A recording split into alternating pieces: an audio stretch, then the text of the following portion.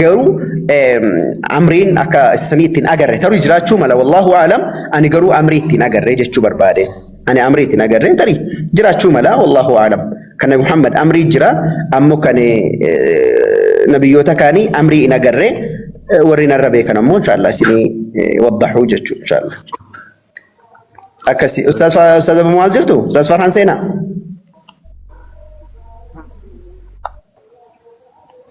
Abdi Ustaz Muaz madbuun tafakkas okay maalite lati nagaa keessanii ibnu Nur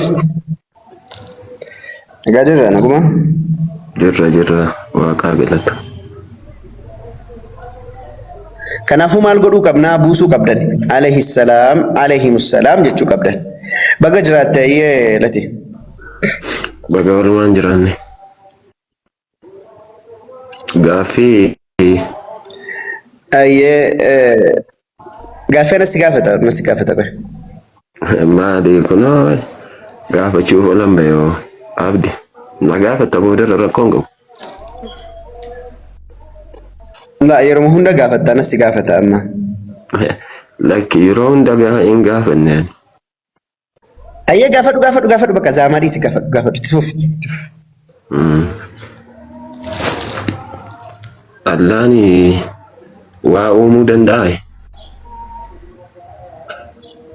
Maal jechuudha gaafii gadi galoo akkanaan gaafatin gaafii yoo qabaatte gaafii gaafadhu siin jedhe kun gaafiidhaaf haala asaasaa. Gaafii miti. Gaafii miti kun gaafii gowwaan gaafatin maali kun gaafii dhaqana. Rabbii waa uumuu danda'a jedhama. Laa gaafii gowwaan gaafatin kaati maal jechuudha kana jechuudha Allah waa uumuu danda'a jechuun maali. Uumuu danda'a gaaffiidha ka maali? Maalidha Allahan? Allahama. Maalan beekaree barsiisaa ooltu abdi. In beektu erga taate Allahan maali jedhii gaafadhu akkas taanaan. Kanatti gaafachuu qabdu ko gaaffii natti gaafachuu qabdu Allahan maalidha malee gaaffiin kee waa uumuu danda'a manaamin jechuun qabdu. Yoo Allaha eenyummaa isaa beekte gaafadhu. Yoo hin beekne immoo eenyu jedhii gaafadhu akkasitti hin gaafatamu gaaffii miti kun. Allah waa uumuu hin danda'u jedhee gaafachuu hin danda'u ka? Hin dandeessu gaafa hin dandeessu. Maaliif? Wanni isaa Allahi yoo beekte eenyu inni dura naa himi. Yoo hin beekne immoo Allahin eenyu jedhiitii na gaafadhu. Si afa ammallee gaaffii gaafachuu dillee. Allahun maalidha? Waa akkas jedhii gaafadhu. Allahin maalidha kan jetteef uumaa waa hundaati. Uumaa waa hundaati inni. Uumaa waa hundaati. Ragaa barbaadda? Qoy ragaatti deemna. Amma ragaa si garsiisa. Laa ragaatti deemnaan maali? Ragaadhaan malee haasofnu nuti. Asumatti dhaab. Ragaa sii kennaa siin jedhe maal ta'e gurba? Ragaa sii kennaa qoy. Kan kee malee mirgi eegamu. Lakki waa'ee mirgaa miti amma. Allahin maal jettee na gaafatte waan taateef uumaa waa hundaati akka inni waa uumaa waa hundaa ta'e sii kenna gaaffiin kee lamaan isaa asitti kintir asumatti du'aa jechuu gaaffiin kee. Lamaan isaa yoo asitti du'a inshaallah.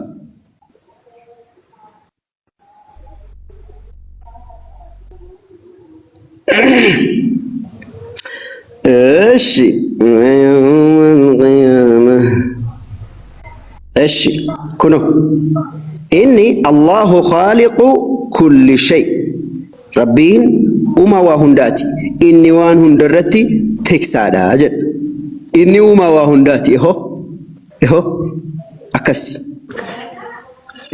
Allah jechuun Rabbi jechuudha ka yeen jalqaba irratti maal uume uumaa akka inni ta'e sii galee akka inni waa uumu argite jalqaba irratti maal uume dura gaaffiin gaafatte sii deebi'ee siin jedhe gaaffiitti aanu ni gaafatta gaaffiin inni gaafatte sii deebi'ee moo siin deebi'e deebi'eedha dhaggeeffadhu garuu jalqaba irratti maal uume Allahu akbar ayye bareeda sii deebi'eera Allahun uumaa ta'uu barteetta ayye jalqaba irratti maal uume kan jettuuf Rabbiin subhaanahu wa ta'ala liqimseera sirri liqimseera seen astaas qalama uume Rabbiin subhaanahu wa ta'ala qalama uume kana naa deebisi jalqaba irratti maal uume deebisee bar qalama uume siin jedhe dhagaamu maalirraa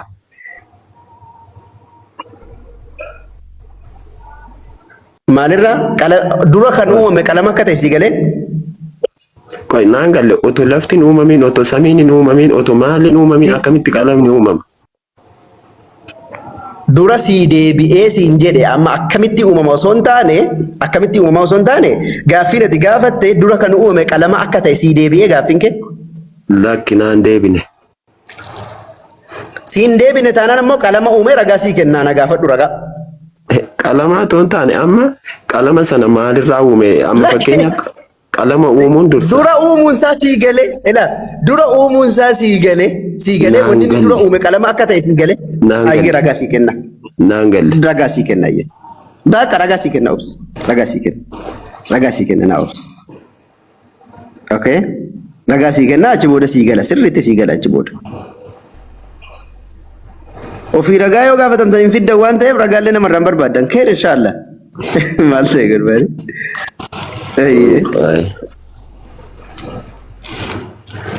ايش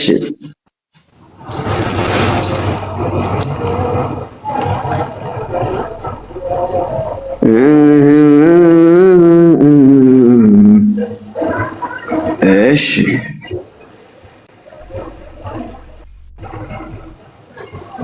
ايوه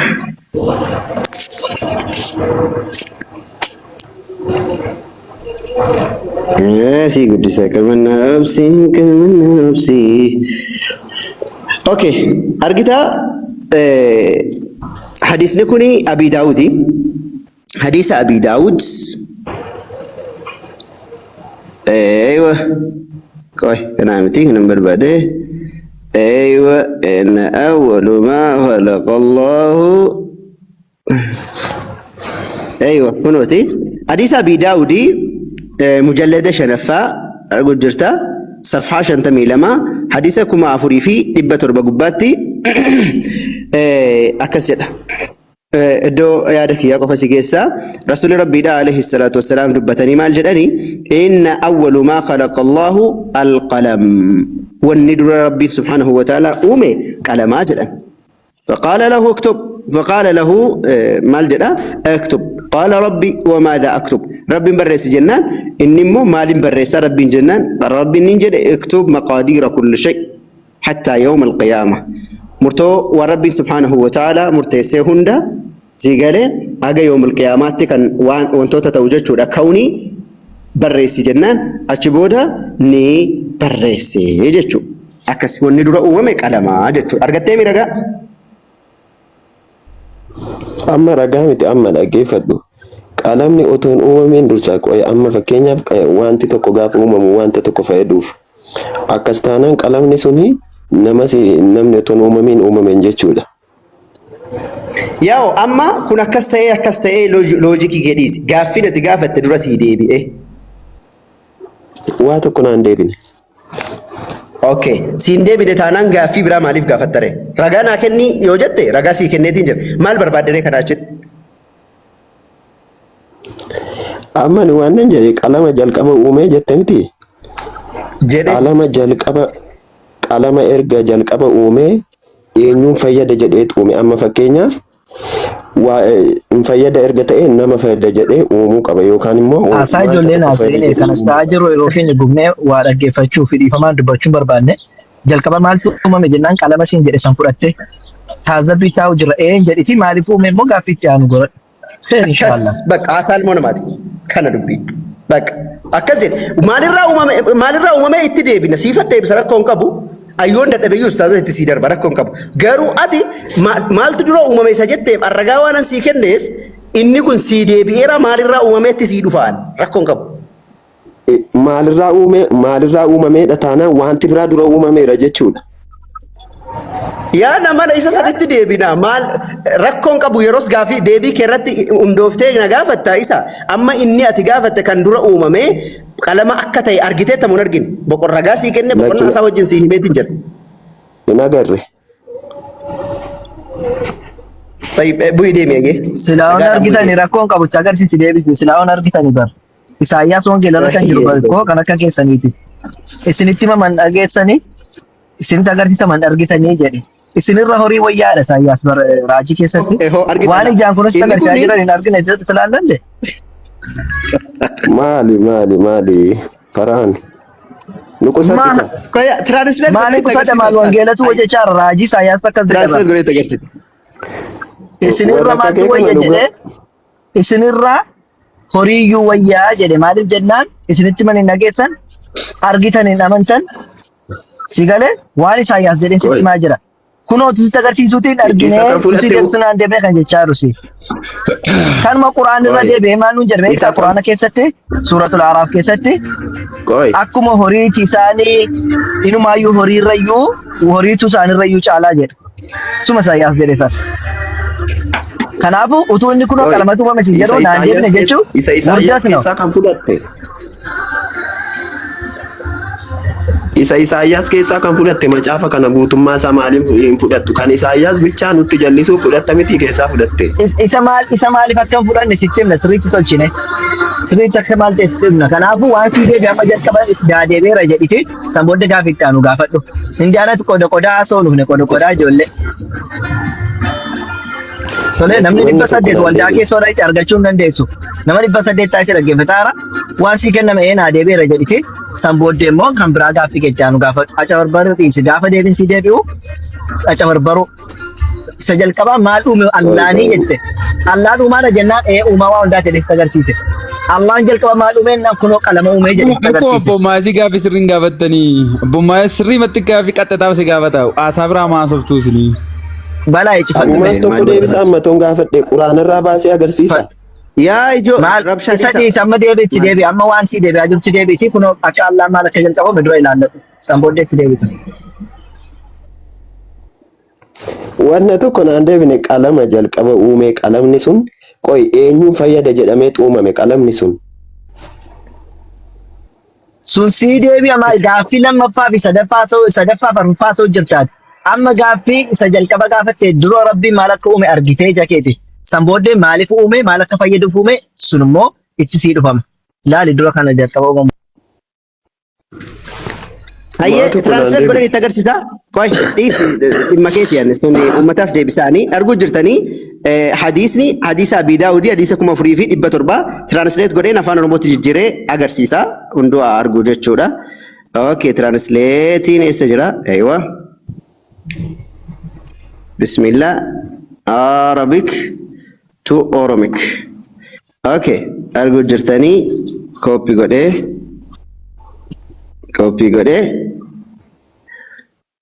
arguu jirtan wanti Waaqayyo jalqaba uume qalama turee jedhu.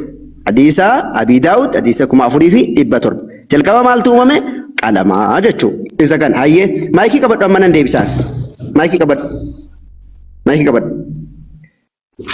nan deebisa. Okay. Maayikii qabadhu lati nan deebisa gaaffii kee hunda isaa waliin qabee si deebisa maayikii qabadhu. Okay, thank you. Oshi, inni jalqaba wanni uumame maali jennaan qalamaa jechuudha. Maaliif uume kan jedhu immoo kuno asumarra jira hadiisuma Abii Daawud kanarratti Rabbiin subhaanahu wa ta'ala faqaala lahu uktub barreessi jedheen. Maaliif uume Rabbiin akka barreessuuf jennaan qaala rabbi wamaadha aktub ani maaliin barreessaa jedhee Rabbiin gaafanna uktub maqaadiira kulli shay murtoo waan Rabbiin subhaanahu wa ta'ala waan ilaa yoomul qiyaamaatti ta'u yookaan immoo amma guyyaa dhumaatti waan ta'u barreessii jedhe. Kanaafuu wanni inni uumameef maaliif jennaan akka waan hunda barreessuufi jechuudha. Inni biraa maalirraa uumame kan jedhu san suuratun An-Nahl boqonnaa 16ffaa deebii kanaatiif boqonnaa 16ffaa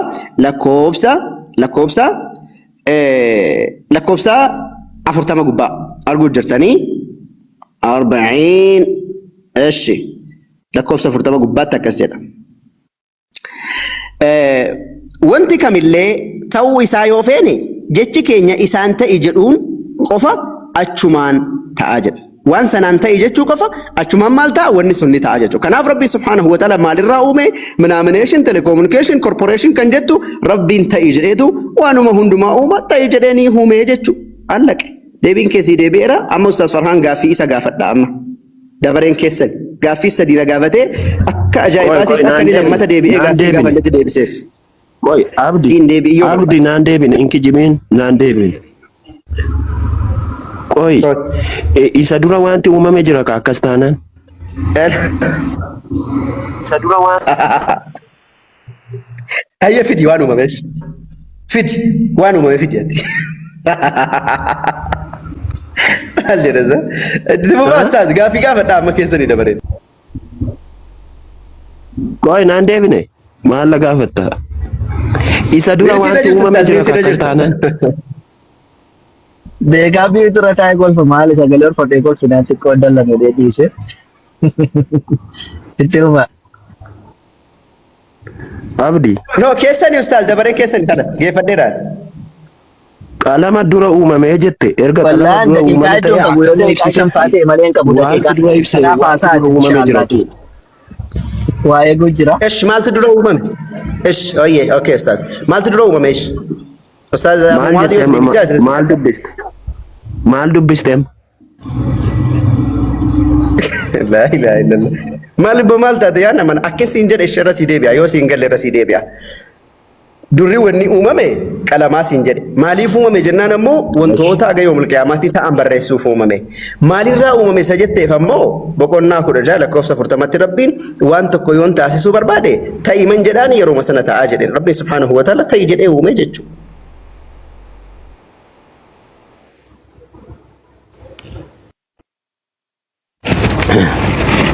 baasi dubbisi bakka maati irra deebi saba kanaaf agalu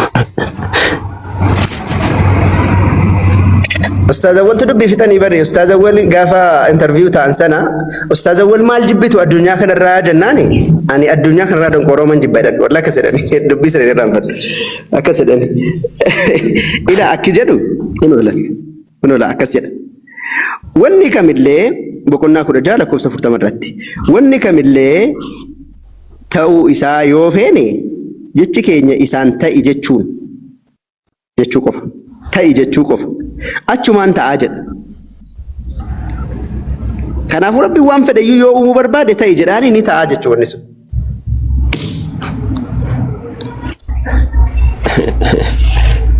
እሺ qalamni sun yeroo أيام ما قافتك قفنا lafti kun barcuma waaqaan kun hin uumamne يا أنا من وني Oi, برو وما maal tu naan deebiin akkamitti sii kenna? Abbo sii deebisee Dhaggeeffadhu. maal duro Gaaffii sana Maali sii haadha deebi'eera gaaffii Wanni tokko si tokko gaafanna amma naan gaaffii afur sii deebisee gaaffii tokko qofa si haa gaafannu. akkas Waaqayyo gaafa Naan jalqaba uume lafaa fi deebisnee. dachii uume miti. Oi Waaqayyo gaafa uumu lafaa fi dachii uume jalqaba maalirraa uume? هذا السؤال هذا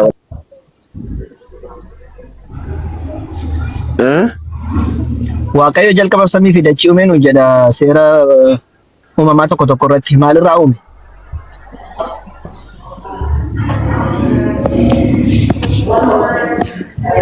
akkasumatti uume kan lafaaf samaa'ii uume erga isa irratti uume wantoota isa irratti uumaman immoo uume Akkasumatti jechuudha garuu akkamitti akka amma jettanitti Akkamitti uume qooyi? Ragaadhaan nu garsiisa akkasumatti uume kan. taa'i jedhee uume Ragaa. taa'i jedhee ma uume taa'i jedhee ma uume Ragaa. maal amma kenniteen kaane ati Inni kan keenya quraana malee macaafa kee miti. Macaafa keessa gaafanne. uumama boqonnaa tokko lakkoofsa tokko Bani ittiin agarsiisi ta'e jechuudhaan kan inni uume. Samii fi dachii.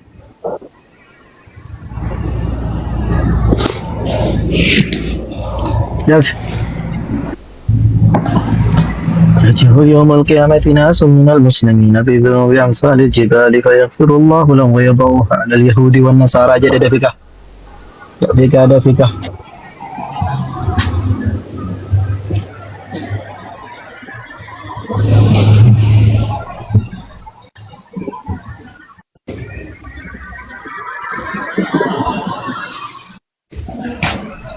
Abdii faana itti fakkaan waan dubbisaa jira silaayyuu abdii siif adeemne isheen. انتو Waan dubbisaa jira abdii yootuun ta'u jedhe. انا Abdi fedhe. Ishi naaf haa kennuuf maal maafu. Baasee dhiinnaan gaafatu deebi'a. boqonnaa tokko lakkoofsa tokko waaqayyo jalqabatti bantii waaqaa fi lafa uume argite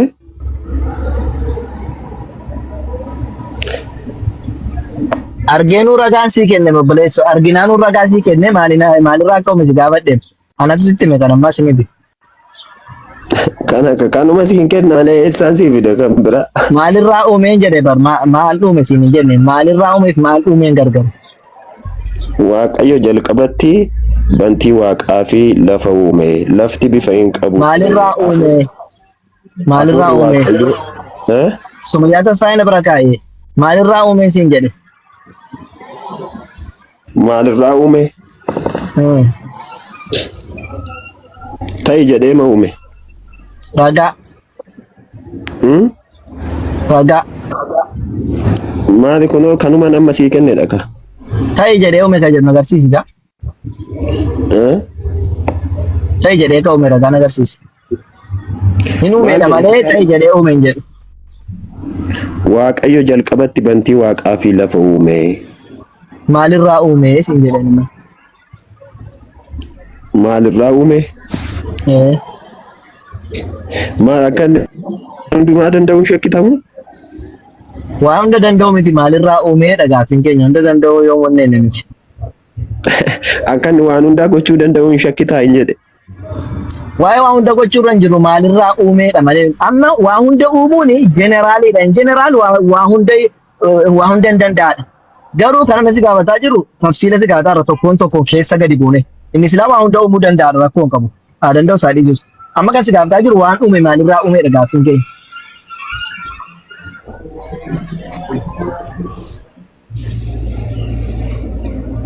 Kun barumsa siif haa ta'u malee nuuf dhibee miti. Walumaa galatti waa barumsa sii kennee darbuu barbaadeen.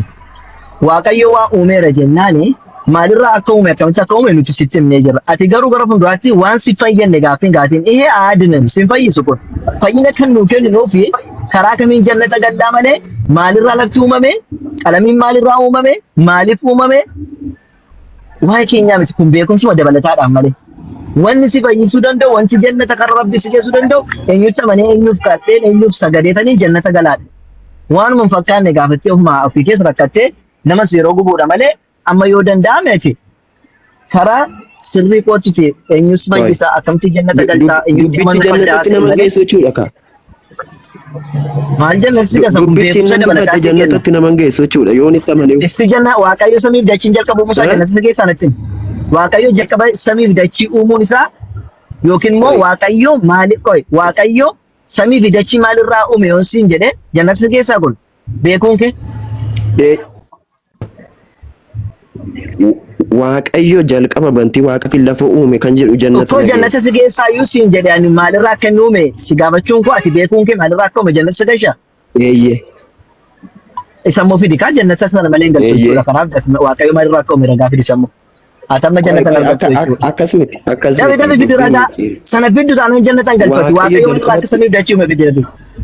Akkan jedhe dhageeffadhu. Fidii siin jedhe waaqayyo yoo maalirraa akka waa uume bartee nama jannata galchu taanaan isaatti onnuu maalirraa akka uume fidi. Bileesso. Waaqayyo akka maalirraa lafaaf dachii uume dafi fidi ragaa. Maalirraan jenne. Maalirraa akka uume beekuu koo jennee kana galchaa jette. Ijoo amma dubbattee mamma kaadda. Lakki amma hin jenne. Fidi ragaa waaqayyo maalirraa akka uume dafi samiif dachii. Dafika. Jarjaraan jiraan. Daqiiqaa hedduun qabu. Dafi. Abdi fagaatina bifataan fas fagaatina shi. Ana kasa abshira. Wala himma. Dafi lati. Namni ilaalaa jiru buusaa rabbiin isinitti ta'u. Abdi gaaffii qaban. Waan nama hin cinqileetti ciisee ni rakkata. Subhanallah. Khair inshallah. Eeshi namni yeroo gubaa jira amma namni biraa gaafatu. Isatti yaa gaaffiin qabaa gaaffiin koo gaaffii beekuudha. Na. Dhaqee kunoo maal jettee? Gaaffiin koo. Yoo inni gata gidduutti kutee namni biraa sii deebisa tolee akka tasaa ta'e. Rakkoo. Na quraanuma wabeeffattee dhala deebistaa.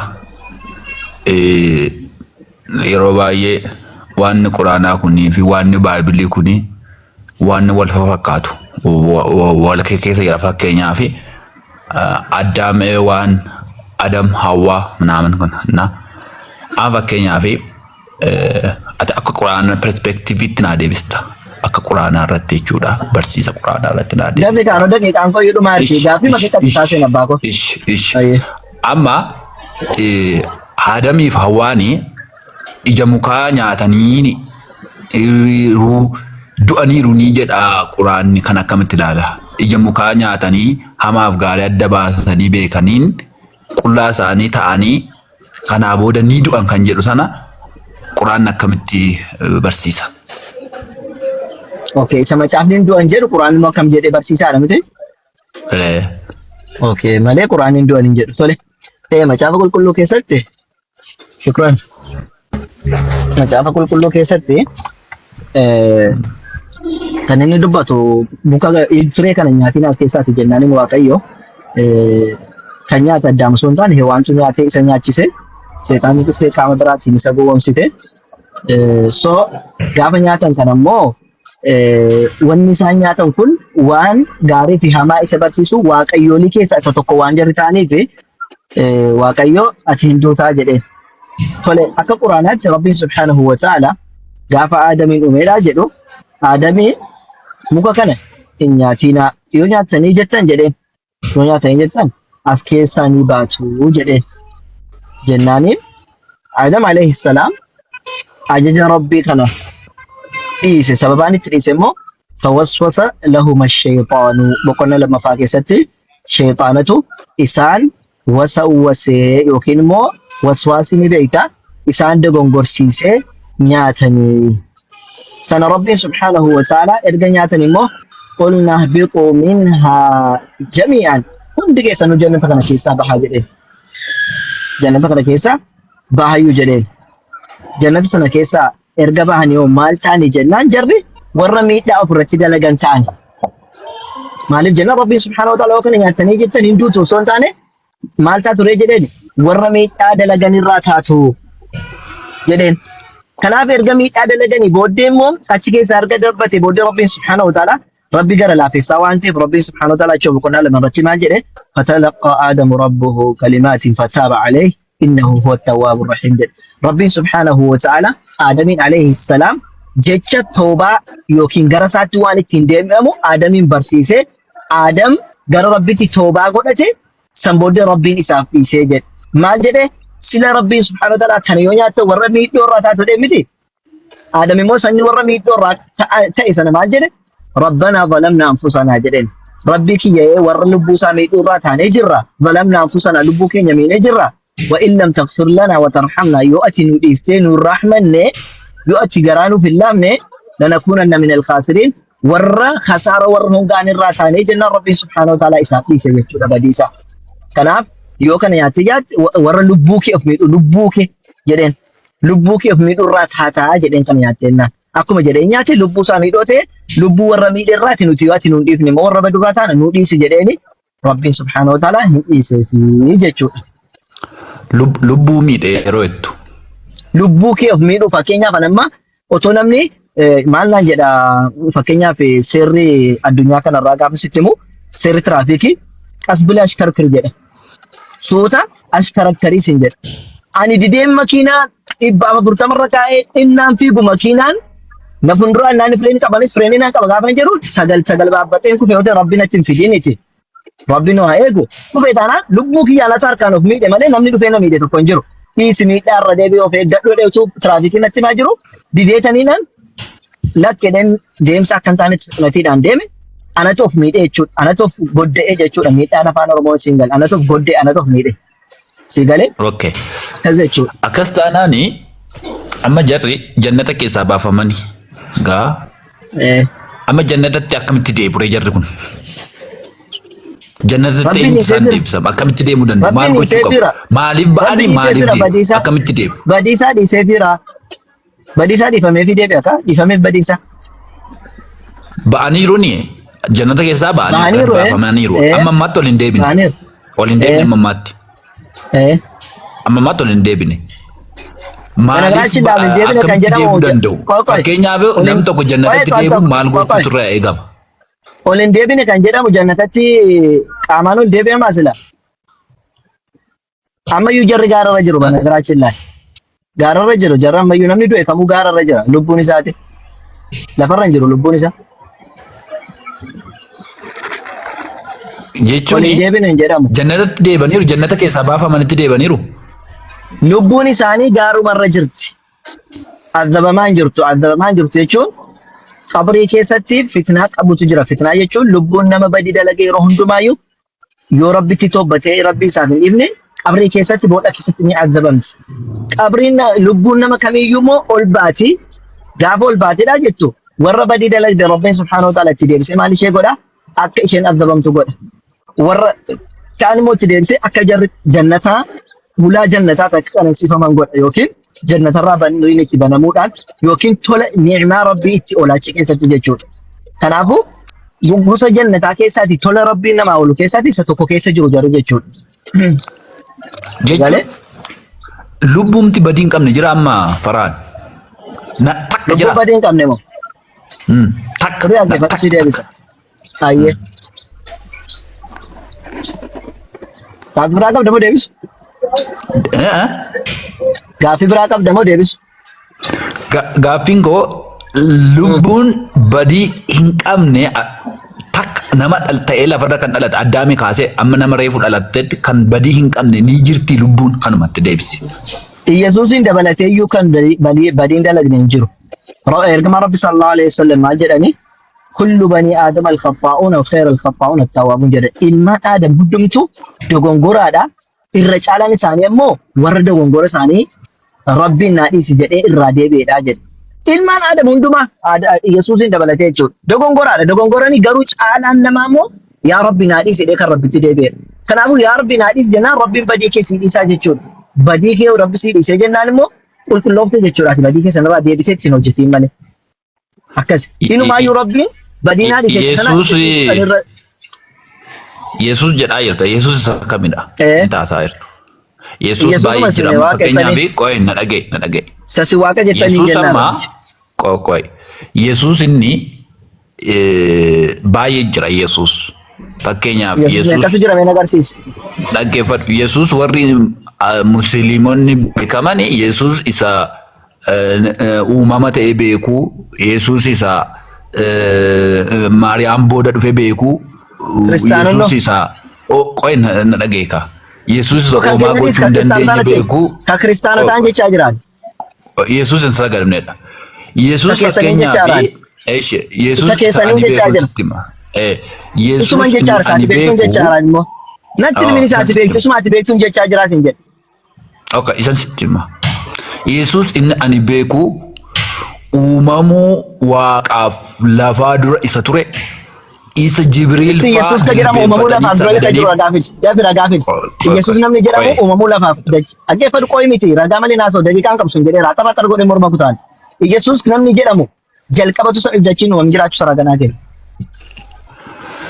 Siifan kenna. Dagayye. Siifan kenna. Yesuusi uumamuu haasaa biraan barbaadu naa kenni dhiisisiin jedhee daqiiqaan qabuum. Isa turanii ragaa sii kenna. Talmud. Abet. Ragaa naa kenna. Sii kennaan jira. Ayyee. Wangeela Yohaannis baafadhu. Jedhi baafadheeraan. Baafadheera. Okay. Wangeela Yohaannis boqonnaa 8. Yesuus Abrahaamtuun dhalatin iyyuu ani tureera jedhee dubbata. Naarree samiif dachii duraan ture jedheera. Innis jira. Innis siifan fida. Laftii fi yaa abbaa koo lafti itu inuumamini ulfina ani si biratti qaba sana ture jedheetu dubbataa jira. Kanaaf ulfina isaatiin gaafanne ani Yesuus nama jedhamu si gaafadde ulfina isaan si hin jenne. Ati ulfina qabda Waaqayyo biratti tu samiif dachii uumamu sana sin gaafanne. Ani jedhaa jira. Ani Yesuus namni jedha. Isuma sin jechaara. Ulfina koo sin jedhe ulfina koo ani si biraa qabu jedhe ulfina si biraa qabadhe malee isa ani tu samiif dachii uumamin jiru sin jedhe. An wanti si gaaftaa jiru Yesuus Kiristoos Yesuus Kiristoos biyyi lafaa biyyi waaqaa utuu hin uumamin akka ture ragaan sii kenna. Kana barbaaddeemi? Okay. Yohaannis Wangeela Yohaannis boqonnaa 17 lakkoofsa 5 Yesuus Inni jedhu Kiristoos waa'ee kabajaa isaa dubbata ulfina otoo samii fidachiin hin uumamin kan si biraa qabu sana jedhu waa'ee ulfinaa sin gaafanne waa'ee Yesuus si gaafadhan kalli walli ulfina. Ulfinni namarraa fuudhama angeeffadhu ulfinni namarraa fuudhama namaa kenna mallee ulfina sin gaafanne Yesuusin si gaafadhe nama Yesuus jedhamu samii fidachiin otoo hin uumamin jiraachuusaa si gaafadhe. Na xumursiisi. Wangeelli Yohaannis boqonnaan 17 lakkoofsi 5 Yesuus Kiristoos lafti utuu hin uumamin akka jiru dubbata. Hin jedhu ulfina si biraa qabu jedha dubbisi. Dubbisu? Jira jedha. Jira jedhu. Dubbisu? Dubbisu? Dubbisi. Ammas yaa abbaa ulfina isa utuu biyyi lafaa hin uumamin aan si biratti qaba tureen ofii kee biratti ulfina anaaf kenni jedhe. Koo waa'ee ulfinaa isaa jira waa'ee ulfinaa sin gaafanne waa'ee Yesuusin si gaafataara Yesuus namummaan isaa hin jira samii dachiitu hin uumamin jedhe si gaafataa jira. Wanta hin jirreetu ulfina qaba moo wanta jirutu ulfina qaba? Waan jirutu ulfina qaba. Kanaaf Yesuus waan jirutu ulfina qaba waan jirutu ulfina qabaata waan jirutu kabajama taanaani fakkeenyaaf Efesoon keessatti karaa Yesuus Kiristoosiin isin filatamtanii jirtan jirtu ture yeroo sana isin waan jirutu filatama waan hin jirre filatama. Kutaa san inni dubbisuu dandeenya. Jalqaba osoo ittiin dubbisiin dura waan jirutu filatama moo waan hin jirre filatama akka keetti jechuudha yookiin akka seera addunyaa kanatti filannoof gaafa tokko gaafa dhiyaatu waan jirutu filatamaame. Daviga sa'aatiin qabu. Jechuun si deebisee kunoo Yesuus waan jiru waan jiru filatama waan jirutu filatama moo waan hin jirre filatama obboleessaan tokko waan jirutu filatama moo waan hin jirreetu filatama gaafa waa filatamu. Waa'ee filatamu as jiru. Waa'ee Yesuus. Natti misiin jedhee ani kana faana wal qabsiisii deebisuu fida. Kana faana wal qabsiisa. Obboleesso. Kan si gaafatamu dubbii afaanii. Biyyi lafaa Yesuus waan jiru filatamu waan hin jirre filatta. Obboleesso meena dhaggeeffadhu dubbii asii wajjin waliin deebi. Amma wal barsiisuu. Waa'ee filachuu miti kan haasaa jiru. Talmiin na dhaggeeffadhu. Kan haasaa jiru. Yesuus na dhaggeeffadhu. Tureera moo hin turre kan jedhu. Mucha na dhaggeeffadhu. Na dhaggeeffadhu. Ati waan naan haasaa jirtu kabaja Yesuus Kiristoos ture naan jette waa'ee kabajaa sin gaafanne naan lakki waan hin jirre akkamitti kabajamuu danda'a naan jette. Ani immoo waan hin jirre akka inni itti kabajamuu danda'u si garsiisuu barbaade. Ragaa macaafa keetiin. Kanaafuu dura otoo akka ragaa sanatti na agarsiisiin gaaffii kana deebise. Waan hin jirre filatamuu danda'a bakka inni hin jirretti. Mata dureen keenya gaaffiin ijoo irratti haasaa jiru waan jiru waan hin jirre waan hin jirre akkamitti kabajamaa naan jette. Waan hin jirre.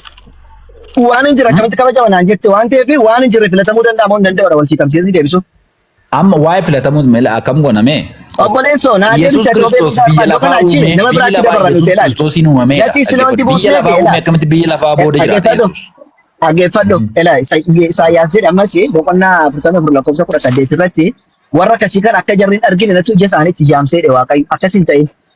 Sana osoo hin taane sanamni si gaafatu dhugaa barbaade Isaayyaas raajii keetti wanti dubbatu warra akkasii kana akka isaan hin argine Waaqayyo isaan ija isaaniitti jaamseedhe. Hamna na dhaggeeffadhu. Gaaffii isaa qofa naa deebisi yoo haasa biraa dhaasuuf taate nama biraatti dabarra akka lati silaa yeroo gubuun barbaadu miti. Wanti hunduu situ na gaafate waan ta'eef waan na gaafatte gaaffii keetiin dabil istaandaardii si deebisuuf. Yesuus Kiristoos Yohaannis 17:5 irra kan jiru sani maal naan jette otoo samii fi dachiin uumamin ulfina si biratti qabu jedhee abbaa isaa kan inni kadhate ulfina malee kuni Yesuustu jira jechuudha miti hin jennaan maal naan jette nam tokko utuu hin jiraatiin kabajamuu danda'a ulfina argachuu danda'a naan jette. Deebii kana akkasii ta'uu fi nam tokko utuu hin jiraatiin filatamuu danda'a yoo dheessi gaafate. Yookiin lakki jette yoo jette ragaan walii argan lakki yoo jette immoo ammas ragaa siin kenninaa jechuudha. Kana qofa naa deebise. Nam tokko utuu hin jiraatiin filatamuu danda'a. Nam tokko utuu hin jiraatiin. Namni tokko osoo hin jiraatiin filatamuu danda'a. Filatamuun waan jirutu filatama. Ayyee dhaqitii naa dubbisi tole. Maalan si dubbisare? Ti deebisa gaaffii kee. Efesoon tokko Efesoon tokkoo fi Yohaannis torba maal filatamuu hin danda'u jettee mi? Dhaqi deebisi yalla. Maaltu walitti fideedha? Dhaqi dubbisi maal akka walitti fide nafsii kenna. Maaltu walitti fideedha? Yohaannis boqonnaa 17 fi Efesoon. Maal tokko walitti fide sitti madeemi. This is a fallacy. Fallacy hojjetu. Obboleessa sobdee maaltu walitti fide jettee dabarsaa hin deebiin. Waan walitti fide hin jiru garuu. Ishi nan banaa dhideen. Waan walitti fide si garsiisa dhaqi dubbisi. No. Ani marii makiinaa. Ayyaa anaa dubbisa dhiisi. Anaa dubbisa dhiisi. Amma kan beektaa. Akkam fedhe yoo haasa'u callee dhaggeeffatu. Yesuus Kiristoos kana ani macaafa irraa dubbisee hin beeka miti. Waameen naan awwaateen naan hin beeka beektaa. Dhaggeeffadhu episood tokko akkas jedha. Obboleessa Amma biyya natti biyyaa fi pointiin yalla keenya chaawu maayini? cufa bakka hin danda'u ayyee cufa.